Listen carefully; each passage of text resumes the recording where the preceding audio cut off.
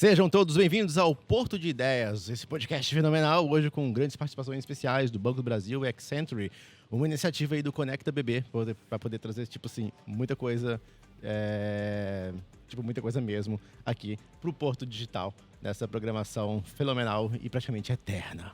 Hoje a gente vai falar sobre cloud, mas dentro do contexto de IA, ou é o contexto, ao contrário, IA dentro do contexto de cloud, né, que é muito mais legal, faz muito mais sentido. Eu tô aqui hoje com Daniel Windmoller, executivo da Genuve. André Breves, só para os mais íntimos, né? Tipo todo mundo. Ninguém sabe quem é André. Ninguém sabe quem é André. É especialista na Genuve também. E Fernando? Nossa, cara, acertei. Fernando Fisch.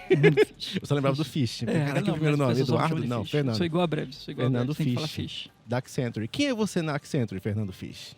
Hoje eu sou um líder de arquitetura corporativa dentro da Accenture. Faço parte da coalizão DevOps daqui do Brasil. Tenho especialização em inteligência artificial e sou mestre em computação em nuvem pela Universidade Federal de Pernambuco. Muito bom, muito bom. A gente vai falar sobre IA dentro do contexto cloud, mas pegando em várias vertentes, como não só cloud, mas também o DevOps em si. Então, para começar, eu vou jogar para cima aqui, ó. Quem quer pegar a missão de explicar o que é IA? Eu sei que todo mundo sabe. Todo mundo sabe, né? Tá bom. Mas é sempre bom revisitar assim, algumas visões do tipo, como que a gente enxerga IA, principalmente nesse momento onde o conceito mudou tantas vezes nos últimos 3, 4 anos. Eu acho que eu vou começar a colocar aqui a provocação. Então, a gente pode, primeiro, não é como a gente já sabe, e muita coisa da nossa tecnologia não é uma coisa nova. A inteligência artificial realmente não nasceu aqui, a gente já tem décadas de trabalho sobre isso, inclusive a gente está falando de coisa da década de 50, então realmente é muito tempo. Mas existem três definições que eu sempre me norteio. Todas elas falam que máquinas aprendem sem a capacidade da gente codificar, as três. Para o nosso ouvinte agora, quem quiser pegar o Tom Mitchell ele é sistemático, acadêmico. Se você for ver a definição dele, é bem acadêmica mesmo. Ele vai falar que a inteligência artificial é um processo de aprendizado, e ele vai começar a colocar características nelas, mas é muito denso. Eu gosto mais do Arthur. Ele fala que inteligência artificial, especialmente machine learning, que é um tópico dela, inteligência artificial, especialmente machine learning, que é a que está predominando, é que a gente fala muito, é a capacidade da máquina a aprender sem realmente necessariamente a gente ter que codar alguma coisa. Essa, para mim, ela contempla tudo, em especial a principal disciplina, que é machine learning. Não sei se breves, não sei se mais alguém quer completar, mas eu gosto muito dessas duas. Você falou que ia dizer 3. Falei da de Arthur. Existe do Goldwyn. O do Goldwyn é Goodfield. Esse é o nome dele. Ian Goodfield. Ele fala: machine learning é um algoritmo que aprende dos dados. Aprende a partir de dados. Essa é a segunda definição, mas ela ainda é muito seca. E a do Mitchell, né? A Mitchell é mais específica quando ele fala que aprendizado de máquina é um processo, aí ele coloca lá a variável que de aprendizado que pode ser mensurável. Ele bota mensurável com S, então ele vai começando a caracterizar isso. Mas eu não queria descer muito nessa definição dele. Eu gosto mais da de Arthur, por isso que eu gosto dessa primeira. Eu tô sentindo falta de LLM e RAG. Pra mim, tem que ter a cereja aí. Eu acho que o boom recente, né? A IA já teve alguns invernos e alguns booms no início ali. E o que tirou, acho que a gente desse último inverno, acho que começou ali, acho que em 2012, né, com a AlexNet, quando teve uma performance fora do comum na competição que tinha ali de reconhecimento de imagem. Foi o primeiro pessoal que começou a usar GPU no processo de aprendizado e de inferência, né? Além de ser muito mais rápido, possibilitou a gente usar muito mais dados em tempo que a gente conseguia acompanhar tempos humanos, né? Porque antes você poderia usar muito dado, mas passaria anos treinando. Aí acho que a grande revolução ali, que inclusive o Alex acho que meio que sumiu, mas a segunda pessoa que fez, eu não me recordo o nome dele, mas foi fundar a OpenAI também ali junto com o Sam Altman, né? Que foi quem teve a sacada ali. E recente mesmo é a IA generativa, né? Que teve o bom com as LLMs, ali pela OpenAI, que teve uma sacada de ver um algoritmo que o Google criou né, para o Transformer. Google Tradutor, né, que é o algoritmo de Transformer, que consegue fazer um relacionamento entre vários dados ali nas fases finais ali de inferência. E teve também um boom na geração de imagens, que teve ali com o pessoal do Stable Diffusion, né, que causou bastante barulho na época. Então, acho que o que trouxe esse investimento enorme, agora recente, foi muito em cima da IA generativa. Né? Especialmente. Que é a capacidade da IA gerar dados. O uso tradicional era para reconhecimento de padrão, preditivo, para tentar reconhecer alguma coisa, conseguir separar dados. Isso aqui é classificado de um jeito, esse do outro. Ele conseguia olhar uma fotinho e saber se era ou não cachorro, se era ou não hot dog. O uso tradicional, mas o uso recente que agora todo mundo tá fazendo é para gerar coisas, né? Gerar texto, gerar imagem, gerar vídeo, gerar som. Eu acho que isso que... E aí você falou do RAG. RAG é um pouco mais avançado, mas quando a gente fala de generativa de texto, né? A IA, o conhecimento da IA é o que ela tem no momento do seu treinamento. E fica estático. Que é um treinamento assim, com praticamente toda a internet, literalmente toda a internet, né? Tudo que tem ali. E aquele conhecimento fica estático ali naquele momento. É um retrato daquele momento. E como é que eu faço para ela se tornar útil para fatos recentes ou para eu direcionar ela na resposta dela num contexto específico? Aí a gente usa das várias tentativas que foram feitas, que foi mais efetiva foi fazer meio que um Google para IA. Na hora que eu fizer uma pergunta para ele vai ali, pesquisa no Google dele ali, que é o RAG, e aí ele contextualiza para dar uma resposta um pouco mais precisa e para poder trazer fatos novos que não tinha no momento que ela fez o treinamento. Né? Perfeito. Caracterize-se da seguinte forma: a gente começou lá atrás, na década de 50. Sim.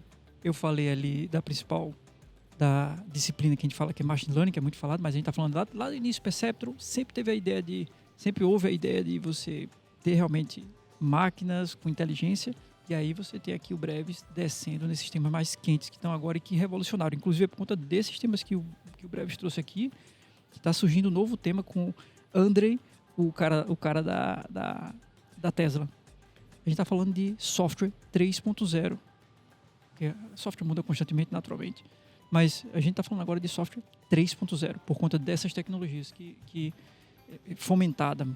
proeminentemente fomentada por essas tecnologias que o Brevis trouxe aqui.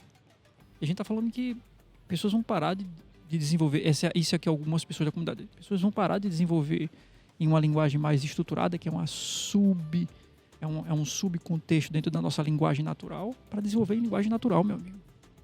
Algumas pessoas vão falar que você está querendo dizer do vibe coding. Mas não é a mesma coisa ou não é?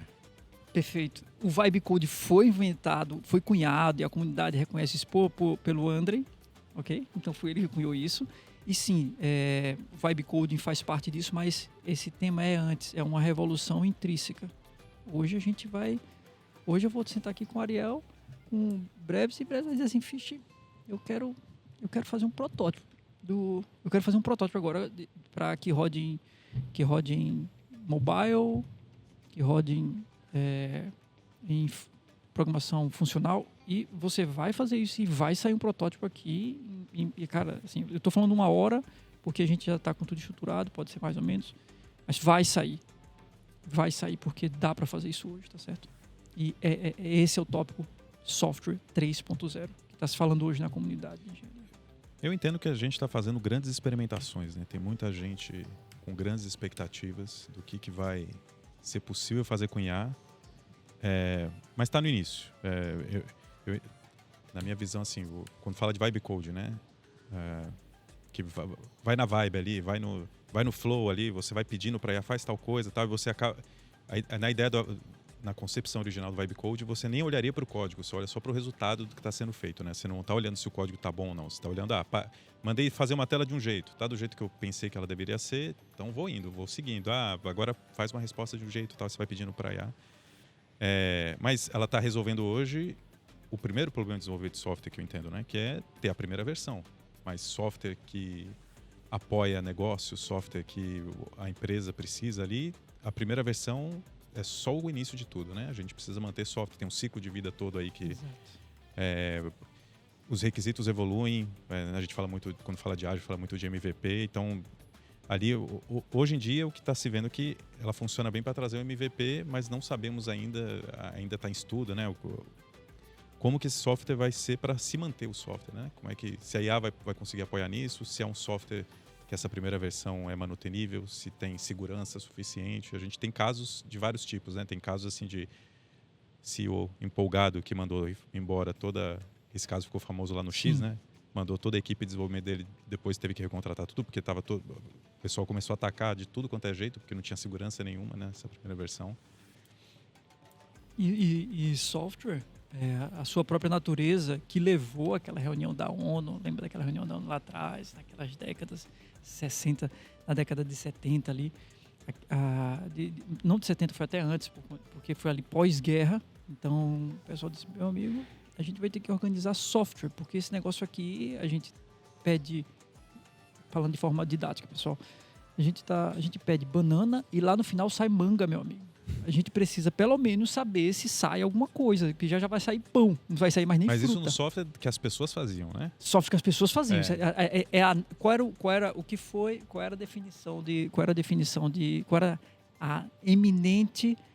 qual o eminente desafio de desenvolver software? Primeiro, ele é facilmente modificado. Hoje, Breves fala comigo que faz ficha, a gente vai ter que colocar essa tua aplicação no ar. Aí eu disse, por que não? A gente vai colocar, porque ela vai agregar valor ao cliente. Ok, ficha. Então vamos lá, vamos colocar. Quando eu durmo e que eu acordo no outro dia, eu faço, bicho, a gente tem que colocar aquela outra parte que a gente não colocou, meu amigo. Porque isso é que vai fazer a diferença. A gente vai vencer, a gente vai ganhar no mercado se a gente fizer desse jeito. E essa mudança já pega o tempo do time de Breves, uma estrutura, o meu time, a gente vai ter que parar para colocar a pessoa para desenvolver, para fazer isso de novo. Essa é a primeira e eminente natureza do software. É fácil de mudar. A segunda dela, que é o principal desafio, e por isso que é diferente da engenharia civil, é a segunda dela. A alteração do meu coleguinha pode quebrar a minha alteração. Esse é o software, meu amigo. Isso são conceitos de 70 anos atrás, mas nos desafiam hoje. E aí, como o Breves levantou aqui, eu faço a primeira versão e quando alguém tiver que mudar, porque o mercado muda muito rápido, como é que você vai fazer para incrementar aquele prompt de forma profissional, formal? Uhum. Como é que você vai fazer isso? Que método você vai usar? Isso não está claro para ninguém, meu irmão. E quando a gente pega uma LLM, assim, ela foi treinada em tudo que já existiu, né, em tudo que foi registrado na internet, mas tem muita coisa que a gente faz, muita coisa que é experiência adquirida que a gente não registra em lugar nenhum. Então, se eu sou um desenvolvedor de software que já passei por situações o suficiente dessas assim, pô, a gente fez tal coisa, esqueci isso aqui, você vai lá e faz. Na próxima vez que vier, eu já sei que eu tenho que fazer, seguir por alguns caminhos, porque eu já me tornei experiente. Será que uma LLM é capaz de aprender isso no seu treinamento, se isso não tiver registrado em lugar nenhum, né? Porque a LLM aprende com o que tem de livro, do que as pessoas se dispuseram a colocar na internet. O pessoal brincava assim, o dia que eu pedi para a LLM fazer alguma coisa, ela me perguntar mais detalhes, aí eu tô vendo que ela está indo pelo caminho certo, porque nesse estudo que você trouxe, né, que trouxe muitas mudanças no processo de desenvolvimento de software, que a gente tinha até aquele cartunzinho brincando, né, o que o usuário pediu, o que ele realmente, o que a pessoa entregou, né? a arvorezinha com balanço e tal. É um processo complexo que envolve pessoas, porque quando alguém chega, eu quero um software que imprima um desenho, tem tanta coisa implícita nesse pedido que como que uma LLM vai conseguir captar isso, essas nuances, né? Entender até assim, no contexto atual, um software, o que hoje é aceito pelo cliente não é o mesmo que era aceito há 10 anos atrás. Não. Então, tudo isso que está implícito, né? Como é que vai ser captado para poder ser um software que é utilizável no contexto atual? Então, esse que eu acho que é o grande desafio de usar IA no desenvolvimento de software. Sim. É um desafio, mas já virou realidade, né? Sim. Tá hoje dentro de qualquer tipo de empresa, né? Principalmente aqui no setor financeiro, né? Todo mundo experimentando em todas as cadeias, né, dos ciclos de desenvolvimento, no ciclo de vida dessas aplicações. E como que a gente está lidando com isso, né? Sim. Eu entendo que não tem volta. a gente ainda não sabe exatamente como vai ser utilizado, né? Como é que é um trabalho... um trabalho... Artesanal? Tá falando? Não, eu penso no sentido assim, qual que é o jeito certo, qual que é o melhor jeito de como a gente vai conseguir ter uma saída, o produto do que a gente está fazendo utilizando IA, como que a gente vai fazer para trabalhar para ter o melhor produto possível com a IA? Eu acho que a gente está tateando muita coisa. Então a gente já viu que, por exemplo, protótipo funciona de forma excelente. Tem empresas que estão declarando que hoje em dia você não faz mais um documento de especificação. Você faz um protótipo direto na IA. Tem empresa que já experimenta isso. Já é um protótipo funcional. Então quem é o PM ali, né, o Product Manager, ele já está especificando diretamente num protótipo, em vez de fazer um documento de especificação ou colocando os requisitos. Isso já viu que funciona bem. Já vimos que funciona bem a versão inicial. Então é algo que a gente precisa ir aprendendo a trabalhar junto, e com certeza o profissional que não souber usar IA para acelerar o seu trabalho, esse vai ficar para trás. Então não acredito. Hoje ainda não vislumbramos assim um caminho que, por aqui não precisa mais desenvolvedor de software, tudo a IA vai fazer. Mas o desenvolvedor de software que não aprender a utilizar a IA para potencializar seu trabalho, assim como inúmeras outras profissões que a gente tem hoje, que a IA está auxiliando, desde gestão, desde copywriter, acho que hoje em dia quem está fazendo seus protótipos de texto, né, sem utilizar uma IA para fazer a versão inicial. Eu mesmo sou uma pessoa que tem extrema dificuldade em fazer a versão inicial. Eu sou ótimo para criticar. Me dá um texto aqui, eu vou, não, isso aqui não tá legal. Aí eu deixo para a IA, porque a IA não fica chateada com isso. Ela me dá uma versão inicial e eu vou ali trabalhando depois. Mas para mim é muito doloroso fazer nascer um texto novo. Então acho que, assim, isso está impactando inúmeras profissões, né? E aí isso é bom para o executivo que está nos escutando agora. Aquela sua ideia, aquele insight que você teve, aquele input que você pegou, consegue transformar em ideia, de fato alguém vai consumir aquilo que você está com uma visão e estratégia agora. Sim, você pode colocar aquele input vai sair, de fato, um protótipo é mais rápido. Inclusive, quem quiser testar a construção de um protótipo que já cria para desktop, para web, para mobile, use a IA para desenvolver em FLET, Flat. Pode desenvolver. Chega em casa agora, coloque isso aí, você vai ver que você vai fazer uma aplicação para desktop, um protótipo para desktop, mobile e web ao mesmo tempo. Então, mas saibam que não é aplicação para botar na mão do seu cliente. É isso, cuidado. Todo mundo que se empolgou com isso não deu bom, não. Cuidado, porque e aí a gente falou, tem um tema que a gente colocou aqui para o nosso ouvinte, que é ciclo de desenvolvimento de software.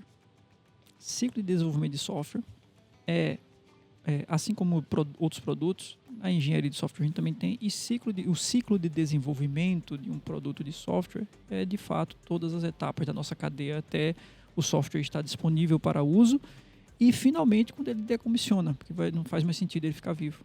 Então, nós também temos nossa cadeia de entre aspas, produção, essa cadeia de produção, tá certo? Por isso você está ouvindo a gente tá falando muito disso aqui.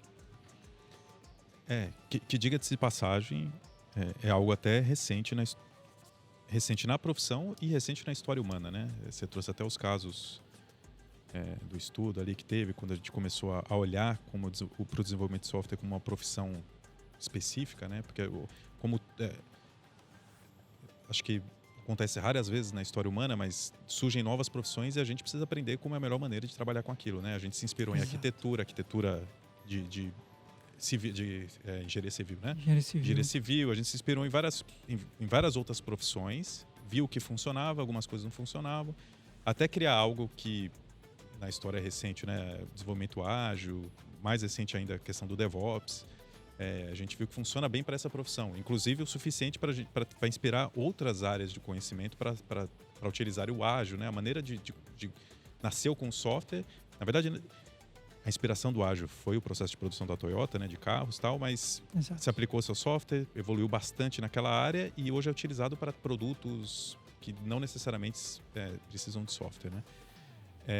Mas é o jeito que hoje tem funcionado melhor, né? Depois de tudo que a gente experimentou na área de desenvolvimento, quando a gente fala de agilidade, né, do ciclo DevOps, né, que é o mais recente, né, que colocou numa teoria uma forma mais ou menos padronizada de desenvolver, né?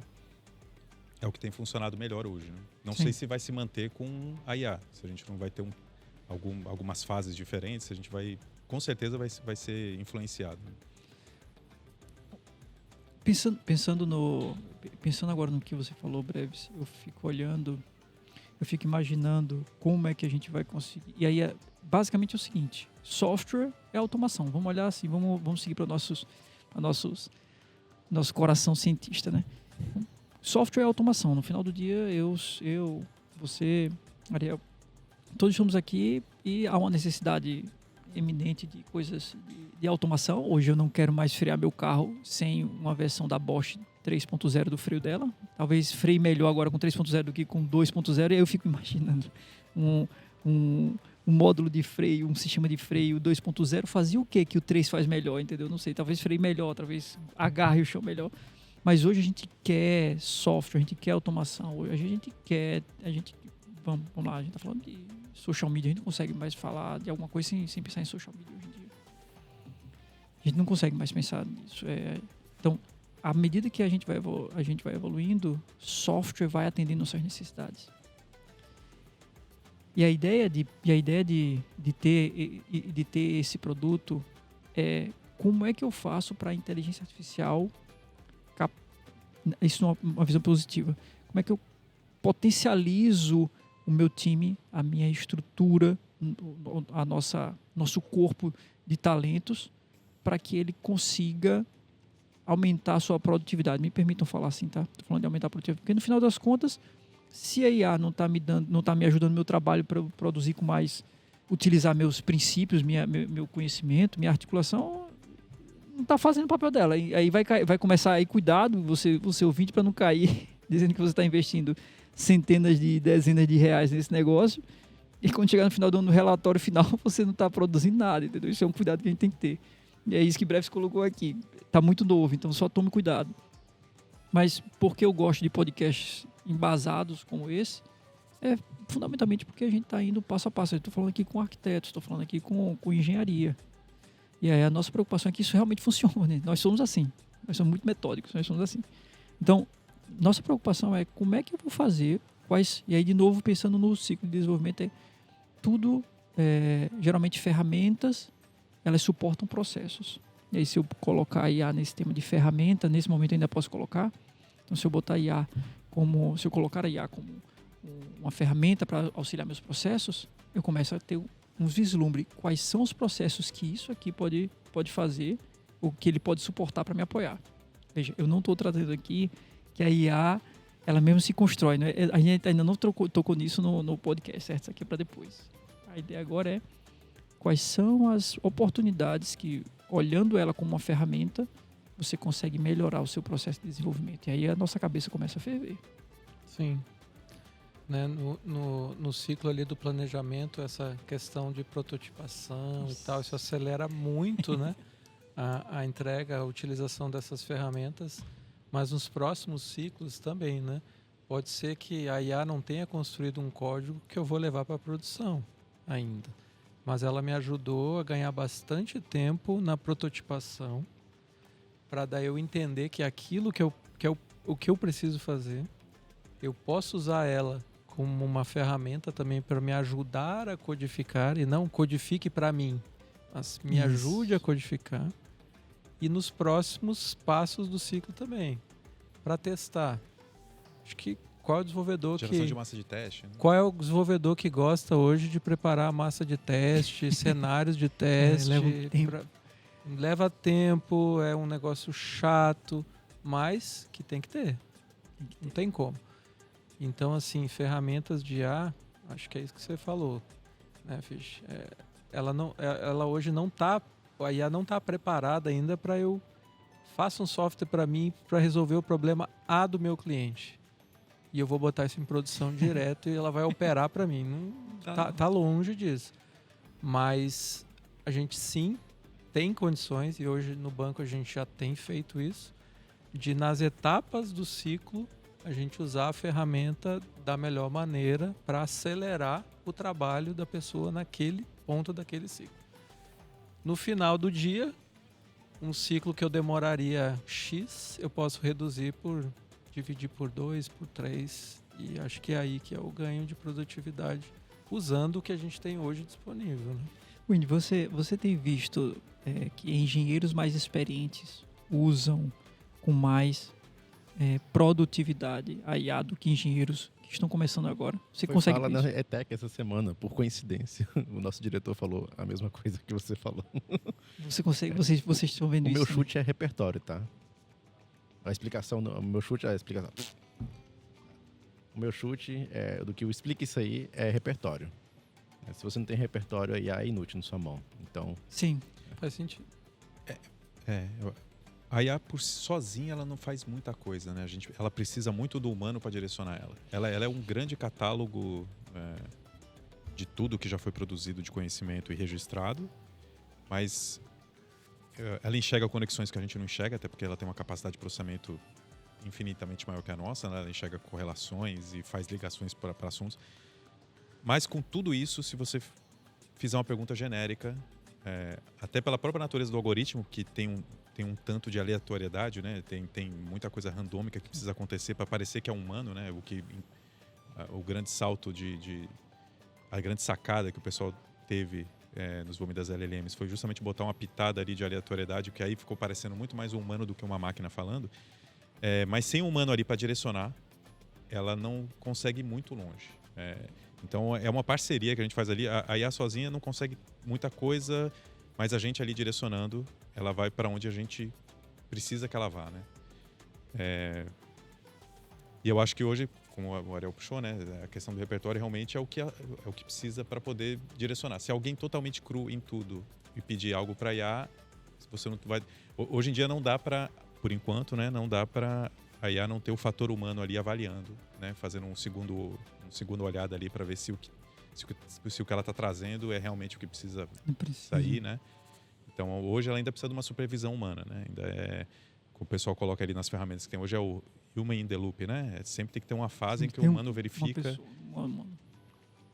Isso aí que você falou, para mim o que resolve hoje é a questão do agente, onde você delimita o contexto, você traz contexto prévio, então a pessoa não pergunta para uma IA genérica, pergunta para uma IA que já está embasada sobre o tipo de dúvida e tipo de referências que ela tem que usar. Pessoalmente, eu acho agentes assim inúteis, porque eu prefiro usar o meu contexto, o meu repertório, do que o de que alguém curou ali antes. Mas para resolver aquilo que eu falei, né, do tipo na mão da pessoa sem repertório, um agente, ele acabaria sendo útil. Útil, sim. Mas pensa que teve uma pessoa antes que escreveu, para cada agente daquele, né, que tem vários especialistas, né, alguém escreveu um prompt para ele. Sim. Então, assim, você é um agente, sei lá, que é supervisor de requisito. Então, ele vai falar algumas coisas ali. Então, já deu um direcionamento, né? Sim, perfeito. E aí, o Windmoller trouxe aqui a questão da prototipação, né, o MVP. Então, ele meio que trouxe o plan, né, do DevOps. E a gente tinha comentado aqui antes de dar uma passeada pelas etapas para poder entender os potenciais de uso, como que a gente está usando, como que a gente talvez está usando mal. Então, vocês já querem ir pro Code? Que é só a maior parte onde deve estar usando. Somente. O Win passou, foi até o teste ali, né? Mas do Code, realmente, é o caso que a gente tem trazido, né? Tem ferramenta junto com o Visual Studio Code ali, o Copilot, né? Que auxilia, às vezes funciona como autocomplete, às vezes você começa a escrever o nome de uma função, de um método ali, ele já percebe o que você quer com aquilo e te traz uma versão inicial. Funciona muito bem para coisas que já foram resolvidas antes, porque ele tem todo o repertório do treinamento dele, do que está ali no GitHub, então ele consegue trazer. Então, para aquela coisa muito repetitiva, coisas que você tem... Para coisa nova, não sei se funciona tão bem, mas acho que para coisas repetitivas, problemas já resolvidos, para aquele código que é fardo, se for considerar hoje em dia, né? Não era antigamente, mas hoje em dia, tendo uma IA podendo resolver, é quase um fardo da profissão, né? Você tem que escrever pela enésima vez aquela mesma função, que faz a mesma coisa. Isso acho que ele ajuda bastante, né, na hora da codificação. Né? Cara, e tem uma coisa que o Ariel e o Breves colocaram aqui, que é o seguinte: existe um fator em cada produto, tá? Cada produto de software que a gente for fazer, geralmente o bebê, ele tem uma cultura que ele coloca, pessoal, é o seguinte: dá um exemplo, levando o bebê para um mundo Bebê Banco do Brasil, viu? Banco do Brasil. Não, uma criança. O Banco do Brasil chega e faz, ó, Contexto é um negócio É, louco, né, contexto é- cara? Contexto é um trem muito Banco louco. do Brasil. Aí o cara chega e faz, ficha é o seguinte, ninguém conversa, nenhum produto meu, ou nenhum produto meu vai expor qualquer coisa para outro componente, se não for via API. Vai ter que ter uma API REST. Vou chamar assim, tá bom? Tem várias tecnologias que a gente pode colocar. Tem que ser assim. Mas pode ser que um terceiro produto mais legado, vou botar REST aqui pra cá, tem que ser SOA, ou SOAP. Aí eu vou utilizar SOA e vou utilizar SOAP aqui, porque é o que dá para fazer aqui dentro. Se a gente for utilizar REST e tentar inserir REST, a gente vai ter que colocar, o problema não é engenharia, aí vai ser um problema de custo, porque a gente vai ter que comprar uma tecnologia que você colocar, porque legado tem disso. Cara, se você quer colocar uma interface mais jovem, vamos dizer assim, você vai ter que colocar, tem tecnologia, você vai ter que pagar, por isso quer pagar. Então, eu estou falando aqui sobre heterogeneidade do desenvolvimento, e aí cai no que você falou, tipo, cara, não adianta trazer um agente genericão, porque quando ele cair na heterogeneidade desse produto, ele não vai ajudar em nada. E aí, o que é que vai acontecer? Existe uma grande oportunidade aqui, que são justamente centros como do Banco do Brasil. E aí eu estou falando da área de financial, que é a nossa área, que desenvolvem seus próprios agentes, seus próprios prompts, com seus próprios princípios de arquitetura dentro. Porque não adianta buscar o de alguém. Não adianta você pegar o princípio que a Google definiu para eles de continuous deployment e coloca aqui continuous deployment. Cara, não vai funcionar assim. Você vai ter que trazer aqui para o contexto do Banco do Brasil. A gente vai desenvolver o que a gente vai fazer como análise estática e análise dinâmica.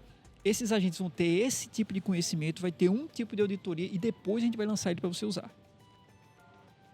Então, essa natureza de nossos produtos, elas trazem um desafio, mas trazem uma oportunidade.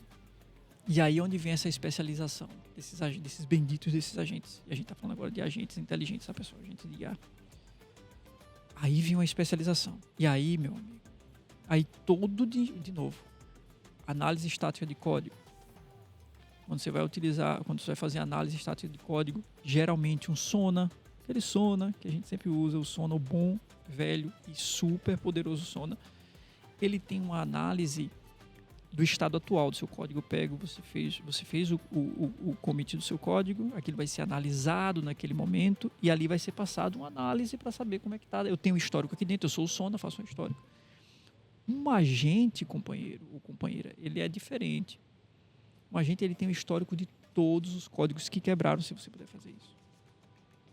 Eu posso muito bem hoje, a gente vai falar um pouquinho disso aqui mais na frente, mas eu posso muito bem pegar as issues que aconteceram em ambiente produtivo nos últimos 7 anos, injetar isso dentro de um LLM com aprendizado por reforço, e eu começar a analisar seu código e dizer assim, esse seu código aqui, olha só eu dizendo como fazer as coisas, mas eu vou analisar esse seu código aqui com base no que já aconteceu no nosso passado.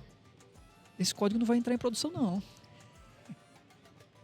É um trabalho pesado, mas é o tipo de coisa que está sendo realizada hoje em dia na nossa indústria para conseguir mitigar risco de lançamento de software. Lá em coding. Exato. É bem. Já vira quase um DAST, né? Deixa de ser um SAST. É um shift left total isso aí, porque você não está esperando a hora do build para poder validar. Não tá.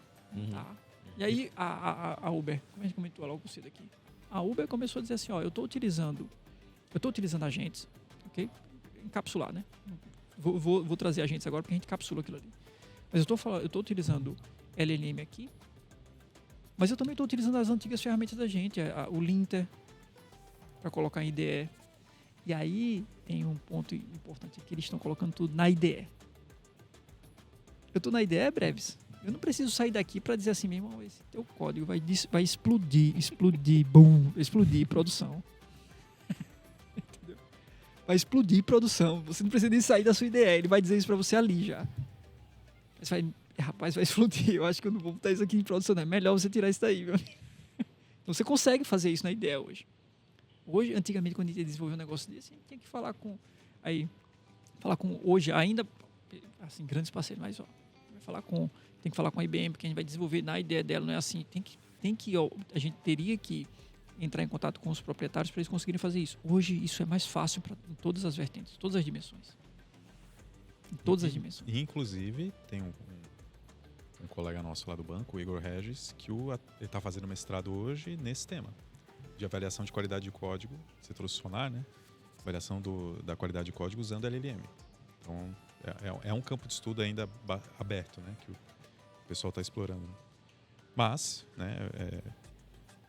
Tem todo o lado, quando a gente fala do DevOps, né? Tem todo o lado da parte do Dev, mas tem a parte de operação, né? Do Ops. Aí que eu acho que começa a ter bastante novidade também, né? O pessoal fala muito, quando a gente olha aí os cases de LLM, está muito focado no momento de desenvolvimento. Mas e o código lá em produção rodando? Isso. E como é que vai ser em produção, meu amigo? E as anomalias que acontecem em produção? E depois, porque vejam, uma coisa é você... Veja, vou trazer aqui CMMI, porque é um framework já conhecido em toda a indústria. Não pensem, ouvinte, que nós somos velhos, apesar de termos cabelos brancos, certo? Mas nós temos que olhar as boas práticas do passado e tornar ela e habilitar o nosso negócio para que seja ágil. A gente tem que fazer isso e é muito importante, porque poucas pessoas entendem, especialmente jovens talentos. Eu cheguei no Banco do Brasil, agora eu vou dominar o mundo e eu não quero saber desse negócio de change management, não, que isso não me ajuda.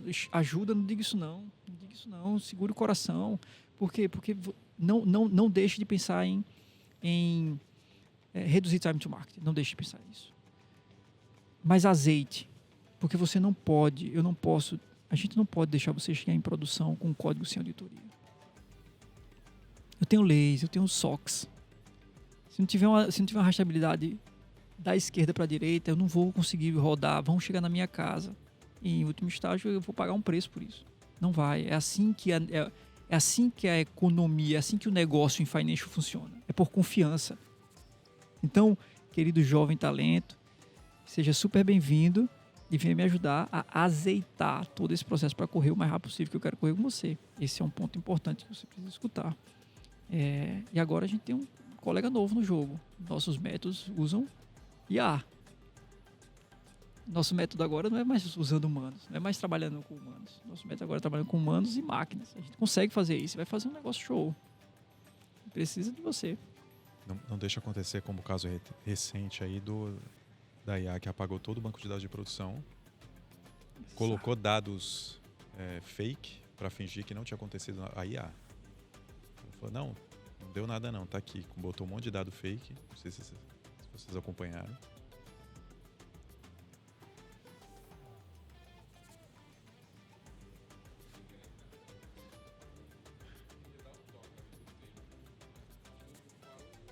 Tá, mas eu não entendi se já... É 2 minutos? Tudo bem. É uma guilda. Caraca, Caramba, achei foi que do nós caramba. tava, chegando na metade. Eu achei que tava na metade, para trazer os cases. Vamos trazer o case. joga case pro público. traga o case. Não, pô, eu entendi. Quando o povo não gosta da gente, eu entendi. Eu tô brincando. Não, mas beleza. Deixa ele falar. É Eu sinal acho que que vai rendeu. dar bom, tá bom. É sinal que Obrigado, rendeu, bom obrigado. sinal. Vamos, continua breves e aí a gente linka depois. Não, tá tranquilo. Pode ficar tranquilo.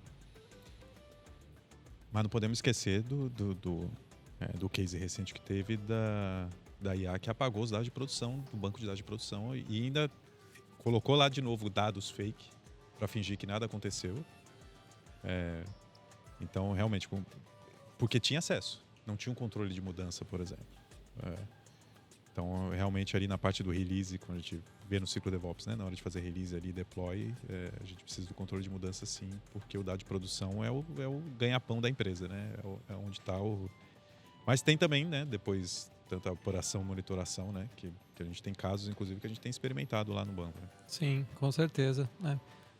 A IA é muito utilizada, como você falou, né, Fish, muito falada hoje no ciclo de desenvolvimento na parte dev. Mas é a esquerda, né? Mais à esquerda, mas na parte da direita ela deve vir como uma revolução. Tá? Então o conceito ali de AIOps, né? A IA aplicada para operação, né?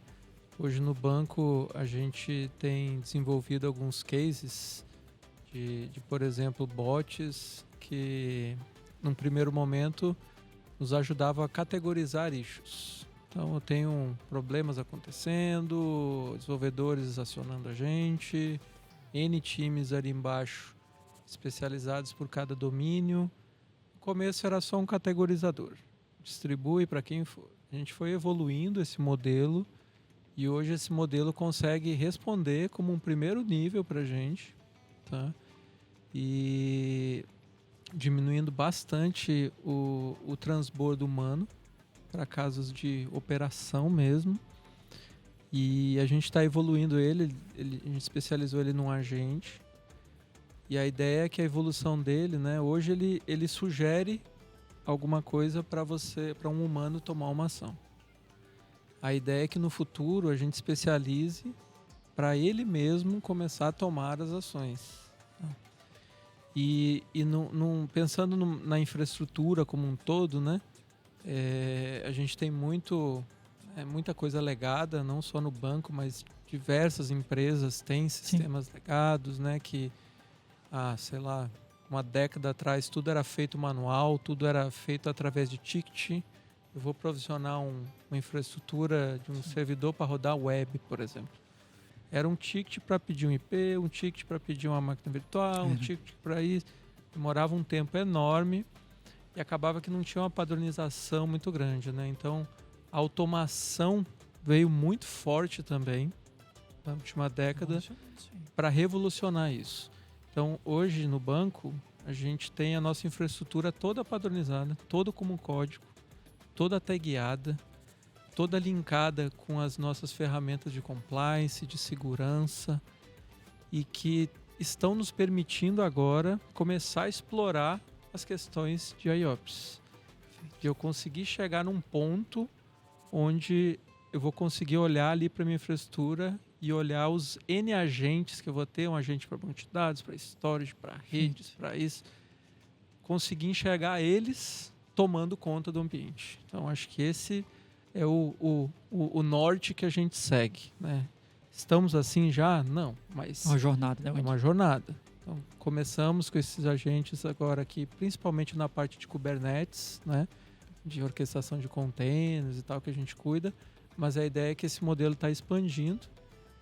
E a ideia, como você falou, né, é trazer para a IDE, né? Então, a gente integrou não na IDE, não só na IDE, mas também nas ferramentas de comunicação. Então, uma abordagem de Chetops, né? Isso. Então, assim, o desenvolvedor que está tendo algum problema com nossa infraestrutura de cloud, com o microserviço dele ali hoje, ele conversa hoje no chat com esse bot e o bot consegue ir lá e restabelecer o serviço para ele. Então, isso é uma coisa que, imagina, é um degrau. Um degrau de uma escadaria imensa que a gente tem que subir ainda, mas que vai revolucionar essa parte do ciclo aí DevOps, tá? Monitoração nem se fala, né? A gente especializar agentes para fazer isso, né? Para detecção de anomalias. Pensa nas práticas Shadow IT, SRE, começar a colocar telemetria em tudo, definir SLIs, SLOs para tudo, ter agentes que a gente implemente eles para olhar isso, para tomar ações em cima disso. Esse é o IOPS, né? E ele só é possível se você tiver uma base consolidada, muito bem estruturada, muito bem padronizada. Padronizada. Né? Então, essa é a frase. É, isso mesmo. Vou pegar aqui uma frase, uma palavra de cada um de vocês para poder começar os finalmente. Mas até antes do finalmente, que você tem certo apreço, mudança de cultura. A gente precisa estar pronto para quando a IA funcionar plenamente, porque aí é exemplo anedótico, mas o Indy trouxe o caso da IA respondendo às issues e boa parte do pessoal ainda não acredita na resposta da IA. Aí, não, eu quero fala, deu certo? Não, nem tentou. A IA fala assim, não, faça isso. Ele nem tenta. Aí fala assim, não deu certo. Aí chama o atendimento humano. É o humano que faz, copia a resposta da IA porque era exatamente aquela resposta. Aí a gente vai conversar com a pessoa, fala, o que foi? Ah, não, eu já nem olho. Eu nem olho porque a IA... Gente, a IA hoje tá acertando mais que errando. Então, a gente precisa começar a acreditar nela, tá? Sim, sim. Muito provavelmente esse que não acredita é aquele que ainda não está usando também, tá? Sim. Ele não acha que aquilo ajuda ele, né? Então, Não seja confia, esse, não seja né? esse. Ele tá Então- preparado para a IA funcionar. Então a IA vai substituir todo mundo? Não, Não mas vai. vai substituir aqueles que não acreditam e não Cara, usam. né? o cidadão fala com a IA, com o prompt, como se fosse menino, né? Como se fosse guria, gugu, dá, e fala, ó, saiu tudo errado, não presta não. É raro, mas acontece bastante. Você falou sobre... Ainda não tá do jeito que a gente gostaria. Você falou sobre... Não sabemos onde isso vai dar. E você falou anomalia, né? É a palavra que resume para mim. E qual que é o conceito que eu queria trazer aqui? A gente está falando de tecnologia, no fim das contas. Tecnologia é isso, é incerteza, é evolução, é adaptação. Só que, não sei quando, mas um dia, tudo isso que a gente conhece hoje como tecnologia, não vai ser mais tecnologia. Vai ser engenharia, porque vai ser certo. Você não vai pedir banana, vai vir maçã, né? Tecnologia lá atrás era fazer uma lança com uma pedra. Isso era tecnologia, né? Depois foi fazer uma carroça um pouco melhor, que virou um carro. Então, a palavra tecnologia sempre está atrelada com essa incerteza. Então, talvez é mais sobre a questão de abraçar, porque não tem volta, como você disse. E eu estava até viajando, né, numa ideia de... A gente fala muito de você não vai ser substituído por uma IA, você vai ser substituído por uma pessoa que sabe usar IA. E aí eu já trouxe um cenário mais caótico ainda, que você vai talvez ser substituído por uma pessoa que a IA vai usar. Terminator. Daqui a pouquinho começa assim, sabe? Ela não vai ter braço e perna, mas ela vai conseguir Ela vai fazer precisar de uma uma lavagem bateria cerebral. humana. Exato. Eu também, Matrix. né? Porque tá tendo um pouco dessa... não sei se entra o brain rot nesse quesito, mas de tipo assim, pessoas que não estão pensando mais, né? Agora a IA vai resolver pra mim, e se ela não conseguiu é porque isso aqui não tem solução. Para mim é uma grande incógnita, né? Porque assim, porque estamos aqui, a humanidade prosseguiu, a gente não acabou com tudo, mas sempre tivemos momentos alarmistas, né? Ah, calculadora. Pô, o pessoal não vai fazer mais conta. Acabou, vai ficar todo mundo burro e tal. Livros também. A gente deixou de isso. se preocupar com certos problemas e passamos a ocupar nosso cérebro com outros problemas, né? Então, o livro, você trouxe o exemplo do livro também. Achava que ia acabar... né, passou a registrar novo. E professor, e a passagem... Inclusive, filósofos que até hoje a gente cita tinha medos de livros, né? Se a gente olhar lá, não lembro qual deles, se foi Sócrates ou lá atrás, também teve um alarmismo com relação a livros. Não quer dizer que dessa vez não vai explodir tudo. Pode ser que essa seja a vez. Mas, olhando a história humana, eu acho que tendemos a ser otimistas, né? A gente deixou de se preocupar com certos problemas, terceirizamos para máquinas, para processos, para outras coisas, e passamos a nos ocupar, né, com outras coisas. Até porque tem uma perspectiva de hoje da gente não precisar fazer quase nada, porque se você associa IA com robótica, então, né, aí todo mundo vai ter seu profissional particular ali para resolver todos os seus problemas, né? Espero que não seja um cenário a lá Wall-E, né, que não sei se vocês viram o desenho da Disney, mas que estamos todos gordinhos flutuando ali e a gente não sabe nem fazer mais nada, né? Tudo é feito por robôs. Mas eu ainda sou otimista, assim. Eu acho que vamos nos preocupar com outras coisas, né? A questão é que isso precisa de gerações, né? Às vezes a gente passou a vida inteira se preparando para profissões. Tudo bem que quando fala de tecnologia, a gente meio que aprendeu a se adaptar. É uma profissão meio que a adaptação é intrínseca, né? Você precisa aprender a estar sempre se renovando seu conhecimento. Mas para outras profissões bem estabelecidas, em que a pessoa já chega naquela idade que o ditado diz, né? Macaco velho não aprende truque novo, mas acho que a gente acaba aprendendo sim. Mas talvez as próximas gerações lidem muito melhor com isso, né? Que já está naturalizado, elas nascem com aquilo e para elas está tudo bem, né? Fish, fala as finais pra gente partir para o nosso encerramento. Acho que tem uma teoria que eu tô cunhando dentro de casa. Quando eu falo de casa, na minha casa mesmo, tá? Acho que o ser humano, ele sempre se despontou por conta da sua curiosidade, por conta de questionar artes, por conta de questionar a ciência, na verdade, de questionar e gerar a ciência. Então, essa teoria tem se confirmado. Então, minha recomendação para nossos ouvintes, para nossa galera é back to the basics. voltem para os fundamentos. É ali, sempre foi ali que nós nos despontamos. Sempre foi ali que nós mostramos como é que se faz arte. Foi ali que a gente apresentou, foi ali que nasceram as grandes ideias. É ali que nasceu as teorias que hoje nós estamos usando. Não seja só um repetidor. Não seja só um repetidor. Se você for só um repetidor, você vai ter medo. Você vai perder para a máquina. Ninguém repete melhor que ela. Isso. Então, assim, back to the basic. Eu acho que esse é um fundamento que eu queria deixar no coração do pessoal. Volte, questione. Matemática, sim. Filosofia, sim. Veja, quando a gente fala de matemática, a gente está falando de uma linguagem que expressa a manifestação da natureza. Então, é ali. Eu acho que é ali que o ser humano tem que voltar. E acredito que a IA vai dar isso a gente. Tá? Perfeito. Wind, para fechar agora, fala Sinai. Bom, acho que assim, né, como a gente falou aqui, né, é uma realidade. O potencial é enorme. A gente não consegue nem vislumbrar onde isso vai chegar. E a gente não tem opção, nesse momento, de rejeitar. Então, pode não fazer tudo ainda que a gente precisa, mas pode nos ajudar e muito em diversas etapas dos processos que a gente tem hoje nos nossos trabalhos de dia a dia. E o mercado já vem mostrando isso. E é isso, a gente precisa embarcar nessa para não ficar para trás. E lembrando que a IA, por mais problemas que tem hoje, é a pior IA que a gente vai ter daqui para frente. Então, se hoje já impressiona, imagina daqui a algum tempo, né? Só vai evoluir. Tirando o GPT-5, que ficou muito ruim. Sound, conserta aquilo lá. Wind, obrigado. Fish, obrigado. Breves, muito obrigado. Obrigado aí quem assistiu nesse incrível podcast aqui, parceria Banco do Brasil e Accenture. Até a próxima, galera. Valeu.